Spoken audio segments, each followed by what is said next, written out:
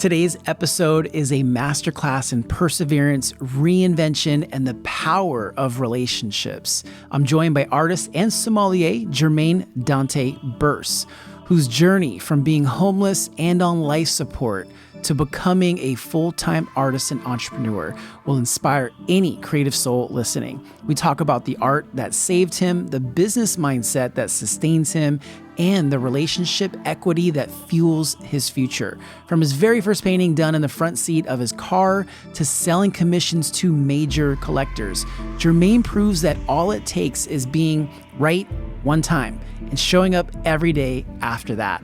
So if you're feeling stuck or just starting out or wondering how to turn your creativity into a career, this conversation is for you. Welcome to the Paint Method Podcast. Let's get into it. Are you creating today? What's that? Are you going to create today? Yes. Yeah, I'm going to paint today. So I'm actually doing a lot of preparation for upcoming shows. So preparation and then also probably get at least one painting done. Yeah. Welcome, man. Yeah. Thanks for having me. Appreciate it. I feel like it's a long time coming. Yes. Well, we've sat down and had a conversation and it felt like a podcast. It did. So, and then recently we were chatting. I'm like, let's just at least record one conversation. Yeah. So I appreciate you being here and making the time. I appreciate you having me. I know last time we talked was at the winery when you came up quickly. Yes. And I wish there was cameras set up then because it was such a candid conversation. It's a beautiful place too. I mean, in Napa Valley, I don't know, is there a specific area that winery was in? Yeah, it's around the Howard Lane, like they call it the Oak Knoll District, which is the heart of Napa Valley. It's almost like the center of it. Mm-hmm. And so it's a really beautiful space. It's one of the oldest appellations in the valley. Okay. Appellation meaning terroir or, area where wine is produced. Yeah. I love Napa Valley, man. I grew up in the valley, went to school in the valley. Some of my earliest work history is being in hospitality. And so I always have like this real love and passion for the valley. Yeah, usually people, maybe it's just me, I'm like, I can't wait to get out of the place that I grew up. But still 20 years later, I find myself, now I'm driving my kids down the same streets. So how influential, those of people that don't know you, Jermaine, you're an artist, but obviously there's a life of inspiration behind that. And so before we get into that art, the paint method is about this kind of framework of life, passion, action, intent, new and teach. And I hope that I can walk the viewers through your paint journey. Mm-hmm. But in the passion phase, the beginning, growing up in that area, Napa Valley, what were those early inspirations like that you think attributed to your style today that they'll be able to see if they're watching this on YouTube or follow you on Instagram? Yeah, it's probably my early introduction to art through Walt Disney films and probably, watching the Flintstones and the Jetsons and Saturday morning cartoons like every other kid did. Yeah. I just looked at it differently. I just was in awe of how a human can creatively sketch out ink, color, paint, however many cells, and then it creates this 30-minute or 40-minute cartoon. I was always intrigued by that. And so I just picked up a pencil and started sketching. And come to find out, I actually had a talent for it. And that became the passion. Yeah. At the dinner table, it was interesting because my father and mother, we were middle class, but we really didn't discuss entrepreneurship. It was like, go work for Disney, go work for Pixar, go work for George Lucas Studios, because to them it represented stability. To me, what it represented was me sitting in a cubicle at the time, creating 150,000 cells of sketching just for 15 seconds of film. And I was like, I'm not doing that. And so I actually put art on hold from the years of 18 years old and 33 years old. And so I really didn't have much inspiration artistically in that time because I had a daughter. That's a long time, actually. It's a huge amount of time. Because as a central focus. Yeah. As a central focus, because I didn't think that it was going to be in my future. So when you don't think something, even a talent you were born with, is going to be in your future, you just put it behind you and almost forget about it. But I still always, in the back of my mind, had the itch for it. I just wasn't in an environment where art was like an inspiration for me. Mm-hmm. And it wasn't until 33 where I had like a come to Jesus moment where I decided that I was going to try something that was uncomfortable. And I knew that within that being uncomfortable, there was going to be an evolution and growth. So I picked up, instead of just a pencil, I picked up a paint and some canvas, and the rest is history. Jesus will do that. He'll say, I gotta, if you're comfortable, I got something for you, a life that requires some uncomfort. It's interesting that you talked about the inspirations from animation and Disney, because that was my original path that I thought I wanted to go into. And had I graduated high school on time, I would have done that. Now, like you looking back on it, and maybe you caught it before I did, but now I think I'm like, it is just sitting there, is doing a job. You are in a sense a creative in a cubicle, and nothing to knock, because there's some incredible artists who work for these companies that actually have stability. So I think that they're smart in that sense, but it just shows there's so many ways to approach art. Mm-hmm. And so you have this come to Jesus moment at 33. You're like, look, I'm going to dive into this. You start taking action with this passion. What were the first steps of pursuing this passion? And more so, whether it was full-time or not, like let's just call it a serious hobbyist. Mm-hmm. What were the first formidable steps that it felt like, okay, this is going to happen. Something's going to happen. That's a great question. So just to be a little transparent, my come to Jesus moment was being homeless and sleeping in my car. And I was, an alcoholic, full-blown functional alcoholic, but it was starting to affect my body in very negative ways. So much so that I was in the hospital for 3 weeks on life support. And that was really the moment where I knew that I had to make some real changes in my life. I wasn't even thinking about art at that time. I just knew that I had to create an environment where I was going to become physically and mentally healthy. And it just so happened that once I got out of the hospital, I had met a gentleman who was already pursuing an art career, and he introduced me to painting. Because prior to that, I knew painting existed, but I was just sketching on paper. Mm-hmm. But when he showed me his paintings, and he showed me the paintings he used and all the materials, I was like, yo, I just want to try it. I just want to see what happens. So I had like $40 to my name, and I went to Michael's. I put 20 in the tank, and I spent half of it on art materials. And I sat in my passenger seat of the car, and I just painted whatever came to mind. I think it was a Doberman Pinscher. I think there was one chained to the fence where I was parked. Wow. And I took that to a Juneteenth festival a week later, and I sold it for $75. And that is when the light went on. That's when the light switch hit. And I said to myself, maybe you really can do this, right? If someone's willing to invest their hard-earned money into your creativity, maybe you have a chance. And I had formed during a couple-week period this really intense drive for greatness. And I just carried that drive, and almost the same addictive approach to how I was with alcohol, I then went with art. And so I was like full-blown into it. Yeah, I mean, but I don't think any addiction is healthy, but a healthier approach to being obsessed about something that would ultimately affect your life and your journey, the outcome of it. What was the first painting that sold? It was like 3 Doberman Pinscher heads. Okay. And it was done in more of like a Hanna-Barbera cartoon fashion. Mm-hmm. And it just spoke to this woman. And I don't know where she is. I would love to find her and have a conversation with her to thank her. But that ignited everything for me. Yeah. And then what were some of the subjects sort of shortly after that in that period that you started creating that, and then you started seeing that people were attracted to this style of art that you were creating? Portraits. So I wasn't quite sure the direction in which artistically the approach I wanted to take. I didn't know if it was going to be abstract or portraits or you name it. I just didn't know. Mm-hmm. And so it organically people started to reach out for portraits. And they were small, from like Sam Cooke to Muhammad Ali to Enzo Ferrari. Yeah. And so the approach it just began to become this, I guess, portrait style. And it's actually stuck with me 12 years later. And I've gone on and done, corporate work, and that's where the more abstract comes into play. But a lot of my art collectors, I'm doing a lot of portraits. But you still have an aesthetic to your style. It's very clean. Thank you. It's very, I'd hate to say precise because it still feels free in the color, in the line, but it's clean. And do you know what I mean by that? Or is there a way you can describe maybe to someone who's listening to this, the style that you sort of developed over time?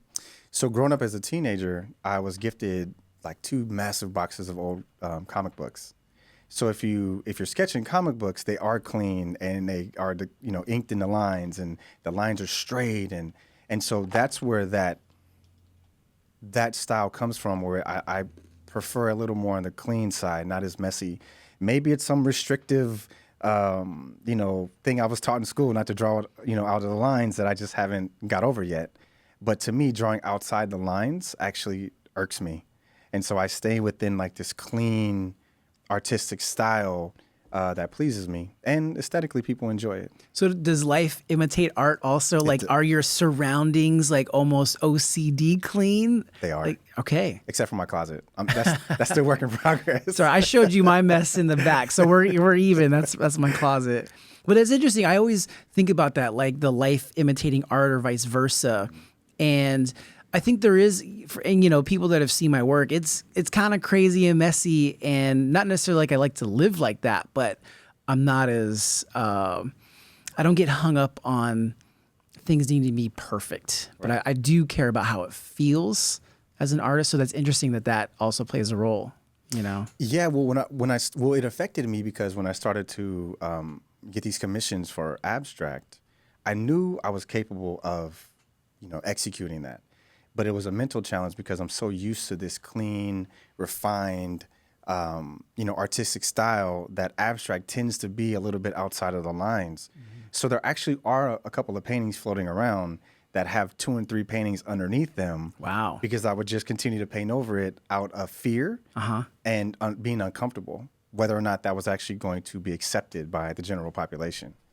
And so I would scrap it, and I would just paint over it, and I would scrap it and paint over it again, because I wasn't used to it. It was so uncomfortable. Yeah, there's paintings out there of mine, early ones, that have several paintings, not because I wasn't happy about it, because I had to use that canvas again. Yeah. I'm like, I gotta paint on top of this now to sell it, to do something new. So I know the feeling. When did you start feeling like there was momentum? Like, what was happening in your personal life and even in your professional life? And I want to get to your other passion, which is being a sommelier. A somm, yeah. Somm. We'll get to that, but where did you start to feel momentum? Because the action phase for a lot of people on their journeys is they start to make effort, but sometimes they don't see it right away, the results. Eventually, we know that momentum is created in that, but where did you start to feel that, and what was happening in life in general? That's a great question also. I'd probably say when I met my mentor, Travis, he worked for the Warriors for 30 years and then decided that he was going to become a part of the Chamber of Commerce. He became the president of the Chamber of Commerce in Napa Valley. And at the time I was working at a winery, and he came walking in, and he's like, "Oh, it's a brother." So he comes in and we start having a conversation. And because of his resources and connections, he started to introduce me to a bunch of people. And then there became a demand for the work. And that's when I started to see massive momentum. Another outlet for that momentum was I started hosting private wine tastings. And I had a unique opportunity to be in front of about 1,000 to 1,200 people a year. And it was really intimate. For 90 minutes, I had their attention. So although the focus was wine and selling of it, I'm going to sell myself as well. And that's when I started to see sales increase and popularity increase based on these private tastings. And this is like a national thing.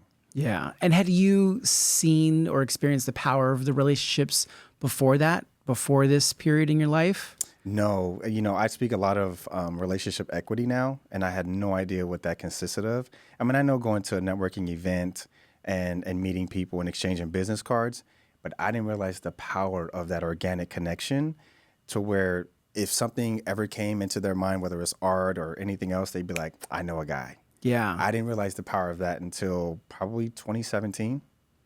And for an artist listening to this now, they're shy, they're introverted, but they know that there's relationships that could unlock a new life, like as you've experienced, at least the momentum to a new life. What advice would you give an artist that's a little timid to go to a party to go get to know people, or how would you tell them to approach that? So I have a unique perspective on life in general because I almost lost mine 12 years ago. So because when you're facing that kind of reality, right, your mortality, it should change your mind in regards to how short life can be. And so my approach now is I have this tenacity about it. Like, I'm just going to go out, I'm going to meet these people. I'm going to max this thing out. So to artists, I'd say get out the studio, go meet people, send that DM, email that individual, call the person that said, call me, reach out to that collector, post that reel, because all you have to do is be right one time. And I live by that. So I go hard. Like, every day I may create, but I'm constantly emailing, I'm constantly texting, and even staying in contact, right? So You're great at that, by the way. Yeah, You're great at staying in touch. Well, it's important, right? And it's, some relationships are transactional, but some relationships are a lifetime. You never know where those are going to manifest. And if you genuinely have a big heart like I do, and you have the love of Christ in you, you're going to want to reach out to people that make you feel good, and that you make them feel good as well. So on Christmas morning or afternoon, I'll sit like on the edge of the bed and I'll just text every single person that's in my phone, Merry Christmas. Wow. And I'll do it for Thanksgiving, and I'll remember their birthdays. And I'll do all these things because you want to create mind space, right? So that anything art related, anything, you're the first person that pops in their head. And I give the idea, like, if I was to mention French fries, fast food, what's the first place? A McDonald's, because they have the best French fries. Well, and because they've been telling you they have the best French fries for 42 years of your life. And everyone else has told me they have the best French fries And as well. everyone else, Recommendations. right? And so if you take that mindset of creating mind space, you'll see eventually things will manifest for you in that area. Yeah. Yeah. So that's great advice. Artists that are listening to that. I mean, I guess you just have to reach out. Mm-hmm. And I think the one thing too I would add to that is you're not going to get rejected. You may not get a response, but that response is not rejection. It's just a timing thing.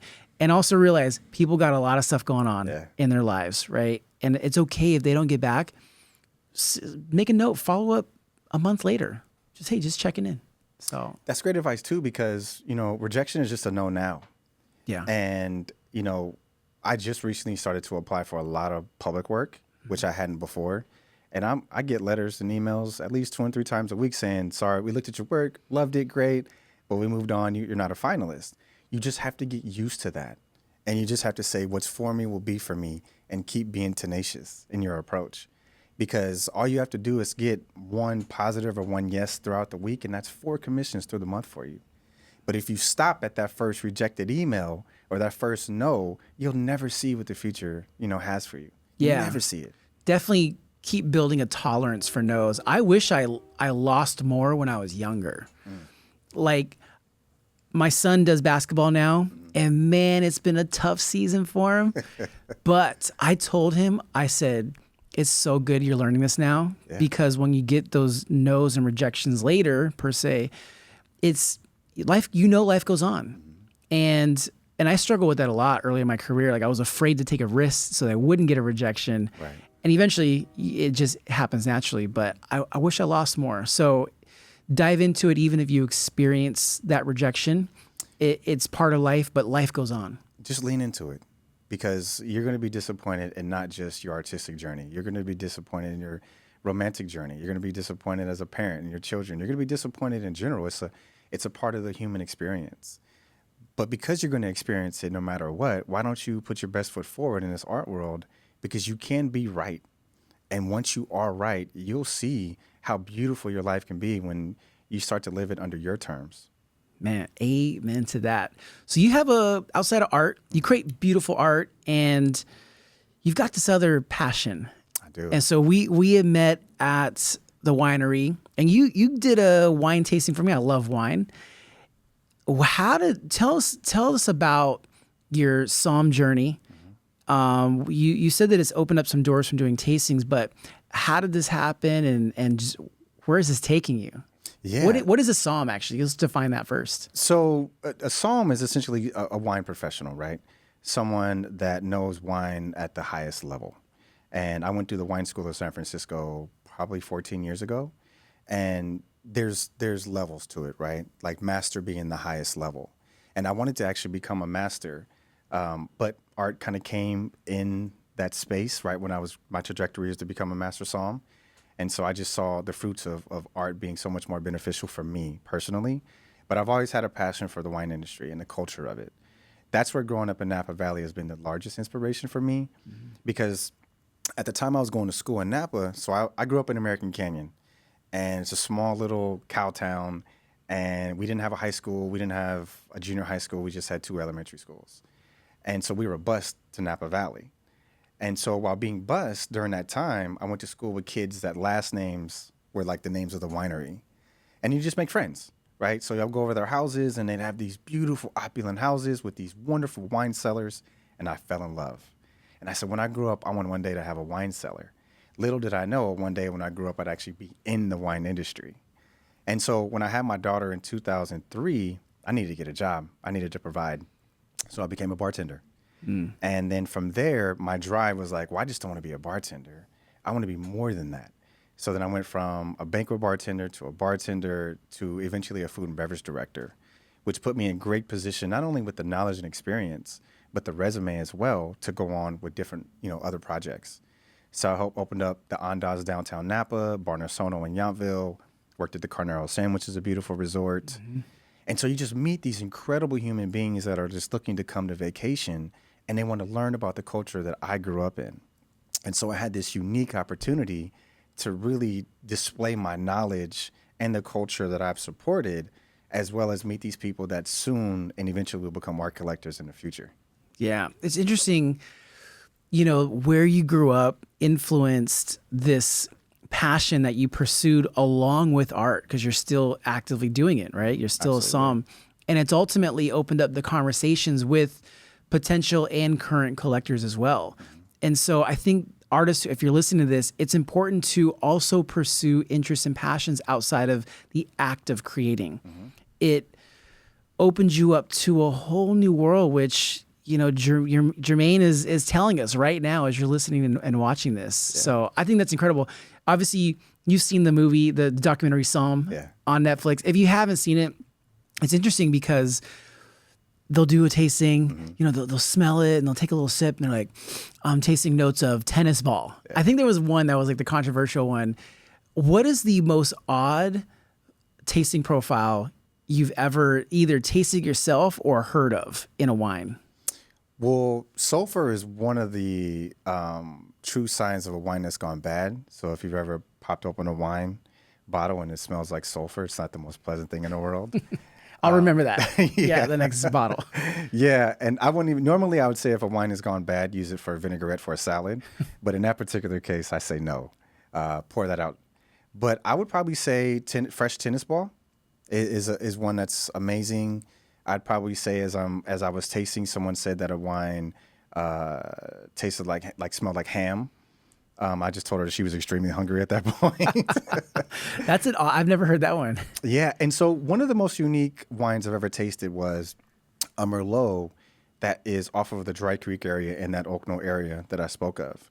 And so it was planted by eucalyptus trees. And so as those leaves fall and the dense oils are absorbed into the wine, it had this mint or menthol flavor to it. And that was probably the most unique wine I've ever tasted. And if anyone has ever, audience, if you can hear me and see me, had a wine that tastes and has like this eucalyptus or mint or menthol, pair it with frozen thin mint Girl Scout cookies. It's amazing. I will do that. I will put that in the show notes. It's amazing. But that's what I think is interesting about wine as opposed to any other, spirit, is it's affected by its environment. As we are, there's things that are near us in our environment that affect who we are. And so there's so many parallels to it. So whether you enjoy wine or not, I think what's interesting is your knowledge about it and what has affected it, and finding parallels to art life or, raising kids' life. So I just think it's an interesting approach. You've experienced struggle in your life. You've experienced challenges. Have you had a moment in your art life where you've been able to use your art for a greater purpose, where maybe it's a specific event or maybe it's in general of taking materials, turning them into something valuable that benefits others? Can you recall any moment, and why is that important, or was that important for you? Yeah. So actually, I took a book. I took a piece out of a page out of one of your books because I seen how much you give back. Right. You donate your paintings to different foundations and causes that raises a ton of money, and most likely saves a lot of lives. So I took a page out of your book, and so I try to do 4 and 5, maybe 6 events a year where I'm donating art to causes. So that's been hugely beneficial. And it makes me feel good because I've been gifted and blessed so much that the ability to be able to give back in that space and use my art to do so, to enrich other people's lives, is really, really why I do this. So that's one of them. And then there's always situations where I'm doing a commission piece that's just touching someone. And this year, or I think it was last year, I had someone I tasted 7 years ago with, and he reached out and he said, "Hey, can you do a painting of my wife and my daughter?" And I was like, "Yeah, sure." So I did this piece. His wife doesn't know about it. It's delivered, and I actually have it on my page. And she cries and sobs. Well, I didn't know she actually had brain cancer. Wow. So that piece just didn't represent like a moment and a gift for her, but it was this physical legacy that they were leaving their daughter after she was gone and she passed away. Oh my God. And I hate that she passed away, but to be a part of that moment for them as a family, to leave that physical testament of her existence, that means the world to me. Wow, that's powerful. I mean, and I'm sure it's happened, many others. That's probably one of many examples of seeing what your art represents for someone else. And I think that most artists forget that I look at artists as interpreters of life, and the beauty is we all interpret things differently, but you're ultimately speaking for someone else's experience as well. Now, you may have done it and you use your skill set to bring it to life, but that moment right there, you're truly speaking on behalf of the family. It just so happens to be in your style of art. Yes. And, art is, so there's two things. A lot of young artists will reach out to me and they'll say, "Hey man, like, I love what you're doing. Like, how do I get to that point?" And I'm like, "Get a job." And I said, don't just get a job though. Get a job where you're going to be in front of people, because you're going to want to talk about yourself. And I share this with people that are on the entrepreneurial like journey. Like if you go to the check stand to buy groceries, or if you go to that Starbucks, if you go anywhere and people don't know what you do for a living, you're ashamed of what you do for a living. Everyone should know what you do, especially as an artist, because you don't know whose uncle is a collector, whose auntie's a collector, if their mom and dad are collectors, and they may catch wind of it. Or if you're working, I'm like, go be a bartender. You're in front of a bunch of people. Share what you do for a living so that people are aware of you. Because if you think that you're going to be in this studio and just be this hermit of a person, you may be the greatest artist the world has ever seen, but will never know, because you don't take yourself and your art outside of that. And so that's what I share with young artists, right? Get a job, focus 9 to 5 on making a living, because we all need money as a resource. But when you go home, that additional 8 hours you have before bed, pour into yourself. Otherwise, you're living out somebody else's dream and not pouring into your own dream. And you should definitely be pouring into your dream. Preach, man. That's some of the best advice. Like, I don't think I've ever told an artist, go get a job, but get this out of it, which is a great point. So, it's almost like compounding that time. Like, yes, you're earning money for a living, but you're also learning about people. One of my first jobs was serving tables. Yeah. I loved it. And God forbid I ever had to I was dropped off in a place in the world and you're like, you figure it out, get home in 60 days. I go serve tables because I love people. I love talking to them and making them feel comfortable and being hospitable. So it's interesting what those experiences will also lend to you on your art path, especially learning about people. Yeah. And it's not just art. It's anything, right? If you're going to be, if you go a trade like an electrician or a plumber or anything, right? Maybe you're a real estate agent. Everybody you meet along the way is a potential, collector and or prospect. So don't take these relationships or these encounters as something that the wind's going to blow, because you just never know. I mean, some of my biggest projects was someone I said, "Oh, I met you 10 years ago," or "I met you 6 years ago, and you just made an impact on me." And that's just being like a true, authentic, and organic, individual. Yeah. Yeah. How long? So you've been doing this. How old are you now? I'm 45. 45. So beyond the 10-year mark, because you were 33 when you started, where do you foresee your journey in the next 10 years as an artist? Or is it maybe like a 5-year mark? But what is the next level that you are dreaming of or working towards in, Jermaine Dante Burse's journey? Yeah. Well, for me, art is my main focus, right? That's the bread and butter for me. That's the legacy I'm leaving. But there's also small things as well, right? And being an artist, especially someone that's done, incredibly well, it opens up a lot of resources and other doors. And so I read a book called The Top 5 Regrets of the Dying by Bronnie Ware. I suggest every human read it. And what it really breaks down is how short of a time we have on this planet. And you'll hear me mention that a lot in any conversation. And so I never wanted to be the individual that had this like checklist of regrets when that time comes. So I always wanted my own wine label. So last year I had my own wine label. It's called Hawaii in a Glass. It's great wine, by the way. I tried it. You have a bottle. It's great, yeah. And then most recently, and right now it's in the editing process, I wrote a memoir. And it took me 2 years to write it. But it was like, I'm just checking off these lists of things that I want to do. But if it wasn't for art being that conduit, I wouldn't have the resources in order to venture out for other things that are passionate about mine. That I'm passionate about. And so ultimately, I like to just continue to create, because those are a physical testament I existed on this planet. And it's leaving a legacy for my children. But also, I'd like to help a lot more. I'd like to build, schools in, third world countries that are not just based on, art, but based on just pure education. I'm a bibliophile. I read all day long. I love books. And so I want that literature to get into the hands of the next generation of children, so they can carry us, man. Yeah. That's amazing. And aside from artists learning the craft of art, what do you think are the top 3 pieces of advice that you give artists as they're pursuing these journeys, along with developing your craft, to develop these 1 to 3 skills that have been beneficial to you on your journey?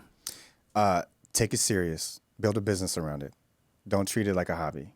Because when you get to a point where people are investing a lot of their hard-earned money, and then you start getting these contracts and working with big brands, they're not going to deal with someone that's unprepared and doesn't treat it like a business.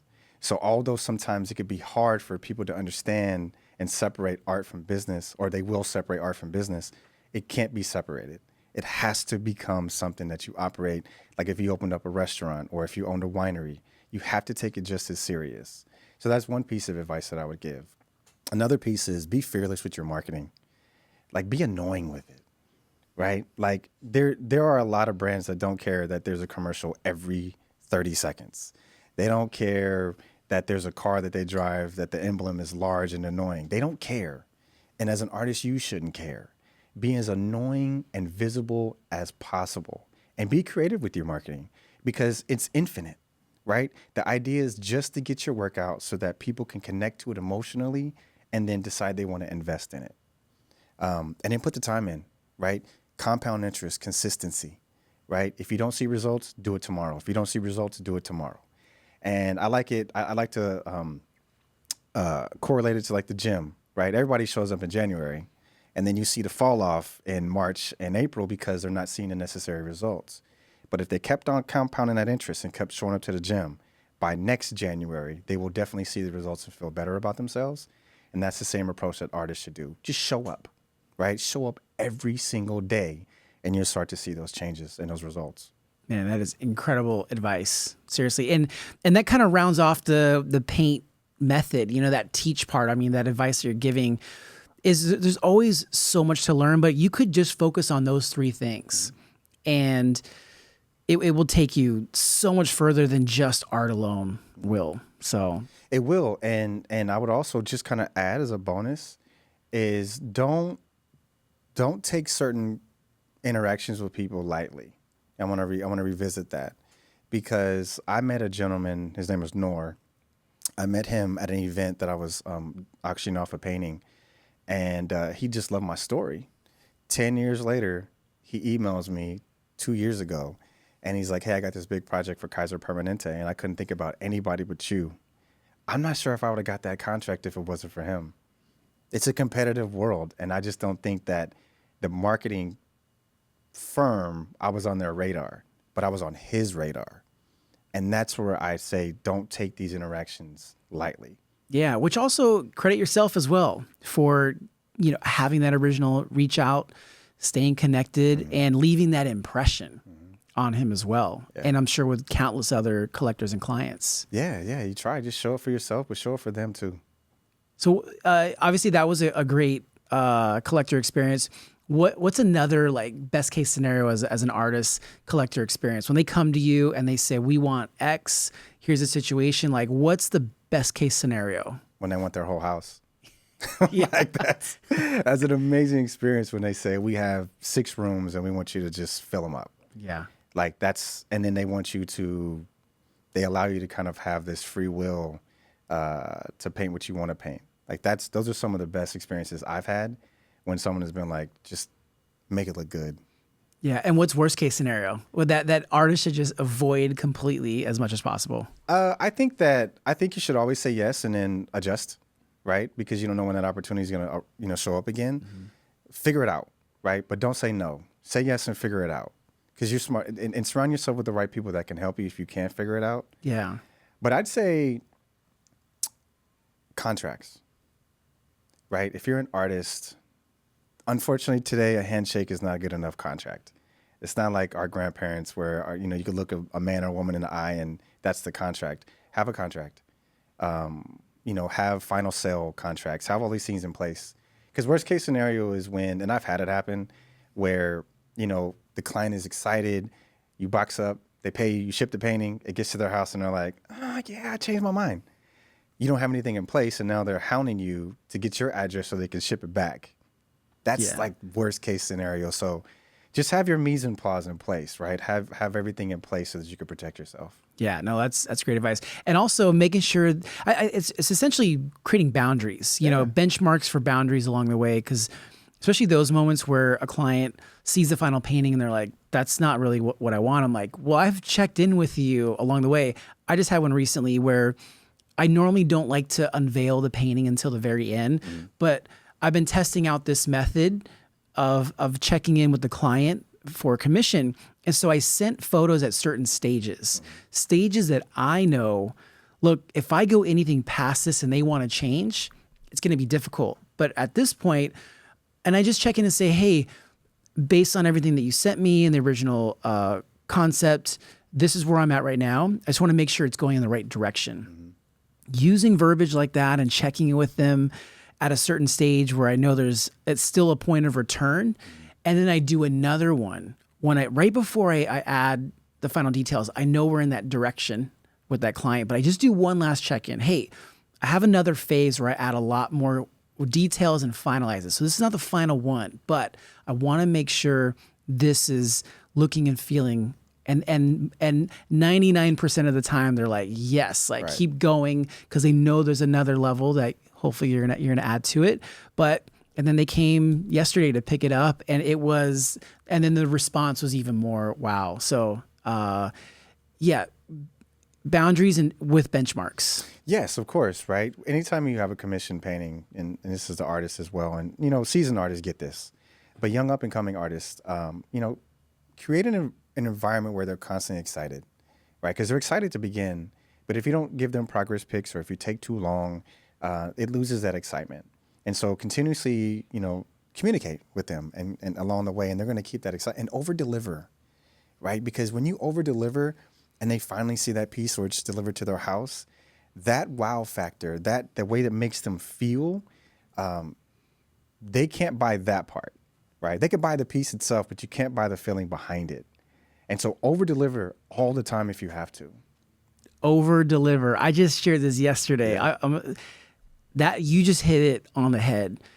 And you'll never get paid what you're worth if you're giving more value, which I always think is a good thing. Mm-hmm. But you still have a point to keep working towards, but your collector is so happy. And even if the extra value doesn't cost you money and energy, whether it's a video of the process whether it's how you deliver to unveil to them. And you can get as creative with that, the added value of the experience, as you can with your art. So yeah, and to add to that also, when you over deliver, like there's nothing like having someone that truly believes in what you do, because you've over delivered for them, and now they become a free advertisement for you or a free billboard for you, where they're going to want to tell their friends about it. They're going to want to tell their family about it. If you provide them a very terrible experience, they're not going to share anything except that terrible experience. And so you always want that, you want to take on that responsibility of always creating that environment of excitement, because they're going to tell everybody about it. yeah, That's just my experience. it's true. It happens every time. It's great advice. Do you ever struggle with this pool of maybe when you first started, there was this art world that you're trying to break into, and then over time you realize that that's not a real thing, that I can kind of create my own world. Have you ever struggled with those kind of going between those two ways of thinking, which is, look, I want to break into this world, but also I just have collectors that don't even care about that. How has your experience been with that? And even maybe getting pushback from art world with your work and style? Yeah, actually, that's something I just considered and thought about like a year ago, because I'm not in a lot of art galleries, yet I've been just as successful as someone that has been, and it's because I just chose my own route. Like I'm like, okay, well, no one's gonna represent me like me, so let me represent me like a gallery would represent me, or let me represent me like if I was selling somebody else's product, right? And so the idea of what I had for myself 12 years ago of being this gallery artist and having these New York shows and all these things, is it out of the realm of reality in the future? No. Is it the reality right now? No. I just have to say, okay, this is my niche. This is what pays the bills. This is what makes me successful so far. This is what makes me happy. And so I just navigate that world. But yeah, I had a total idea of what my life would look like when I first started artistically. Mm-hmm. And it's going to happen with every creative, right? And I've had art galleries like, yeah, sorry, you're just not a good fit, or you need to get better. And it could be demoralizing when you have this vision for what your life will look like, and you just have to make the right pivots for yourself. Yeah. And, there are artists that need to show in a gallery because there's not really another way to maybe display that style of process or the art. So I still think it matters. It's just not the only way to make a living. No, it's not. And it does matter. I mean, look, think about it. If you're an artist that has representation by one of the biggest, by Sotheby's, right? Like to the world, you've made it, right? It's like the highest level. But making a success looks different for everybody. And I realize that I might not be the artist that ever is showcased in Sotheby's. I might not be an artist that has the biggest show at Art Basel in a year or two. I might not be that person. Or you might. Or I might. Or you might. But as of right now, right, I'm not that artist. But what I am, though, is someone that touches the people. I am someone that shows up for myself, and I am someone that gets out there. Because at the end of the day, this is just my perspective. When you have an art gallery, there's resources where they reach out to collectors, right? They put you in the best situation. Now, what if you put yourself in the best situation? What if you show up for yourself in that way? What if you collect data from everybody you've met, and now you send out a monthly newsletter or a weekly newsletter? What if you do everything that an art gallery does for yourself? And now you're not having to split, any commissions. Now you keep 100%. Yeah. Or you hire your own team. You train them how to sell how you like being sold. Yeah. And once again, I'm not bashing art galleries. That's not my thing. Yeah. Art gallery, big galleries. That's not my thing, because they're gonna headhunt me. It's just there's other routes, as you had mentioned, to be a successful artist. But kudos to those artists that are out there. There's a lot of beautiful creatives, man. Yeah. Man, the thing I appreciate most about you and your journey is, and a lot just from listening to you, is you're not settling for this is how things are. You're like, I see what it could be, and I'm going to go take the steps to create it. Mm-hmm. And I think that should be encouraging to any artist that's watching or listening to this, that the situation that you're in now, sitting there maybe with your dreams, or maybe you started working and you feel like, okay, I'm making progress, but just not being okay with that in a healthy way and saying, look, I know I can take steps in the next 3 months, reaching out to people, going to live events to introduce myself, and knowing that after that 3 months, I could start to see the change that I've been hoping for in my art career, or even creating the momentum in my art career that will pay off in a year or more. Yes, yes, and that's been my approach for especially the last like 5 years, is where, and you know what it really came from. So early in my art career, I was relying on people for certain things, right? Like if I needed framing, I would reach out to somebody, but when they weren't available or they failed me when I needed a project, it was frustrating and I felt like debilitating. But then I was like, fine, I'm going to learn that so I no longer have to rely on that person, so that I could build my own frames if I need to, if I could stretch my own canvas I need to, if I need to, do anything that I need to, I'm going to learn how to do it so that I don't have to rely on people. And that's what's really kind of catapulted me as well, is just taking my career by the horns and just kind of leading with that. And then having fun and having a passion for it. Yeah. Right? Like it's fun when you reach out to 20 different collectors and one of them is like, yes, right? It's amazing when you get the text back, how much, right? Because you know you got their interest. It's just a matter of now let's talk about what their triggers are, right? Or what's going to get them to say yes. I remember driving, this was just like 2 weeks ago. There's a friend of mine, and I met him 10 years ago during the tasting, and he has so much money, it's ridiculous, but he's such a nice guy. And something like a voice, like I'm talking to you, said, text him. I was like, I haven't talked to him since last year. And I was like, fine, I'll text him. So I text him and he replied, hey, it's great to hear from you. How you been? You got any new cool art that I can look at? And I was like, I do actually. So I sent him 3 pieces and he was like, I want all 3. As a matter of fact, I'm going to commission you to do the 4th too. Let's go. Let's go, right? That listening. And it was that listening, right? It's not only that listening, but that relationship that had been built, that I can reach out to him and he's going to respond to me. Did I know it was going to result in a sale? No, I didn't. But it was only a matter of time after the years of communicating that it was going to be a yes. I just had to be patient enough to wait for it. And fear could have easily stopped you from making that contact. Yeah, fear or just, I'm too busy, right? Yeah. I want to listen to music right now instead of pull over and text, or I'd rather be thinking about something negative instead of pull over and text. Like it could have been a bunch of things that I avoided, did to avoid sending that text message out, and it worked. Yeah, man, there's so many lessons Yeah. I learned today just listening to you.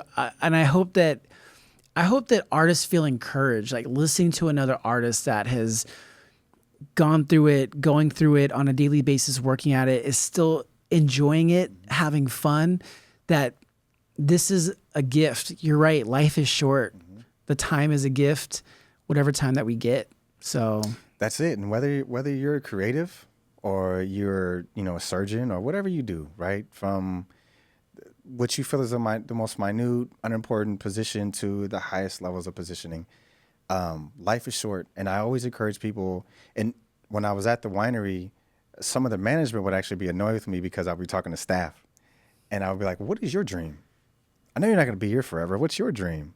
And they'd be like, I don't even know my dream, which is a very common answer. And I'm like, well, meditate and dig deep enough to figure it out, because life is short.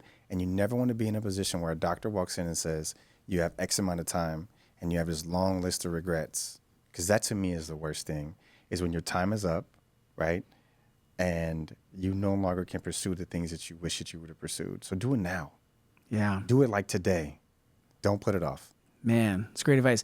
I have a personal question to ask you. Yeah. Is being a parent and balancing the act of parenting and then working in a career, especially a creative career that requires a lot of mental strength. How have you been able to balance parenting and pursuing a dream, a career, along with obviously whatever other work that you do, but there's a big dream element to it. So how do you balance that? I communicate. And my kids are a little older now, so they seem to get it. But just communicate, right? Like, because it's not just your dream, it's everyone's dream. And you're just the one that's leading it. And so I communicated with my children. They saw me. They were visible. I've taken my son to drop off art. I've taken him to events. He's been to events. He's done a lot with me, because not only did I wanted him to see what I've been up to and how hard I've worked to get to certain points, but also so that I can spend time with him as well, right? Whether it's a ride from here to San Francisco for 45 minutes and we chat, or it's, taking a trip somewhere. I always try to incorporate my children so that they feel a part of it and not just me leading the way. But unfortunately, when you are pursuing a passion of yours, someone or something is going to take a backseat for a little while. You just have to be hyper aware of it and have a self-accountability within it to kind of draw yourself back in. But I say communicate what's going on so that they're not in the dark. Yeah, it's great advice. Yeah. Man, thank you so much. Nah, thank you, brother. Yeah. Please, is there anything else that you want to share that maybe I didn't ask or cover that you want artists or creatives to know as they're on their paint journey, as they're in the midst of creating it? Is there any other advice that you'd want to share to them? I think I poured out everything, honestly. Okay. What I would like to do is thank you.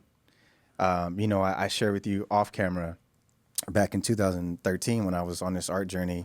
I would look at certain creatives, you being one of them, and I was like, I don't paint like he does, but I want to be just as popular as he is, and I want to create art that's impactful just like he is. I'm referring to you. And so I just want to thank you for this opportunity and just our friendship over the past year, couple of years, because you are a representation of my manifestation, Man. Of being around and communicating and being on a level that the artists that I looked up to are today. So I appreciate you more than you know, man. Man, well, we're sitting at the same table. Yeah, so I have the mutual respect for you, man, and I appreciate that. Tell everyone where they can find you. Yeah, so Jermaine Dante _art at Instagram, www.jermainedanteart.com. You can look for me if you guys are interested in commission work. I do it all the time. It's a beautiful process as I mapped out. I just want everybody to be excited to see my work and then just kind of look forward to what I have going on in the future as well. Yeah, or just send them a DM. Say, I heard you on the Paint Method podcast, and just say hello. Reach out. Just say hello, right? Yeah. If any young artists are looking for positive, beautiful advice on life and in creativity, just hit me up, man. Or you just want to say I inspire you, hit me up too. Makes my day. Yeah, man, I cannot wait to get this out next week for people to hear, and I can't wait for you to just follow Jermaine, follow your journey, and just wish you nothing but continued success. Likewise, man. Yeah. Likewise, I appreciate you. Thank you, brother. Yeah, yes. cheers. All right.